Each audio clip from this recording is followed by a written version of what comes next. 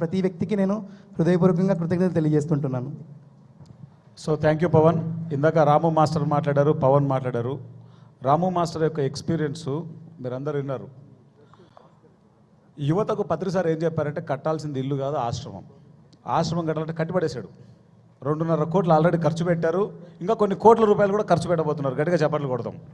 ఈయన ఏం చేస్తున్నాడంటే ప్రతి మెడిటేటర్ని వాళ్ళ ఆశ్రమంకి తీసుకొచ్చి సైంటిఫిక్గా ధ్యానాన్ని ఎలా టీచ్ చేయాలో ఆ యొక్క టీచర్స్ని తయారు చేస్తున్నారు.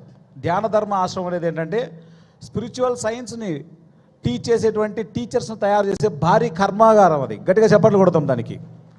ఈ మాస్టర్ అది చేస్తే ఈ మాస్టర్ రాసిన బుక్ ప్రతి ఒక్కరు చదవాలి. శుభాహారం సస్యాహారం. ఎందుకు ఒక మనిషి శాకాహారి కావాలంటే ఈ మాస్టర్ రాసిన బుక్ చదవాలి. పత్రిసారి ఏం చెప్పారంటే ఒరే ఈ పుస్తకం కోసం 30 ఏళ్ళ నుంచి వెయిట్ చేస్తున్నాను రా, నువ్వు ఎంత మంచి పని చేసావు అని చెప్పేసి అర్ధగంట సేపు చప్పట్లు కొట్టించాడు అందరికీ. గట్టిగా చప్పట్లు కొడదాం. సో ఇప్పుడు మనం అసలైన విషయంలోకి వెళ్దాం. రాము, ఇప్పుడు ఎంతోమంది ఎంతో విద్య ఉండి, ఎంతో అద్భుతమైనటువంటి జీవితం ఉండి, ఎంతో డబ్బు ఉండి, ఎన్నో ఆనందాలు ఉండి ఒక ప్రాబ్లం వచ్చినప్పుడు సూసైడ్ చేసుకుంటున్నారు. What is the reason?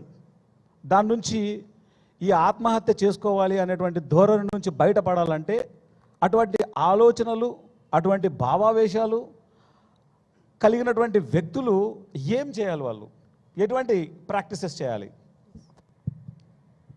చాలా మంచి క్వశ్చన్. ఎందుకంటే ఇప్పుడున్నటువంటి యూత్కి చిన్న ప్రాబ్లం వస్తేనే సూసైడ్, తర్వాత సైకలాజికల్గా ప్రాబ్లమ్స్ చాలా వస్తున్నాయి. ఇప్పుడున్నటువంటి టెక్నాలజీ యుగంలో విదిన్ సెకండ్లో ఇన్ఫర్మేషన్ మన దగ్గరకు వచ్చి మన మైండ్లోకి విపరీతమైనటువంటి ఎమోషన్స్ అంతా కూడా డంప్ అయిపోయి ఎమోషనల్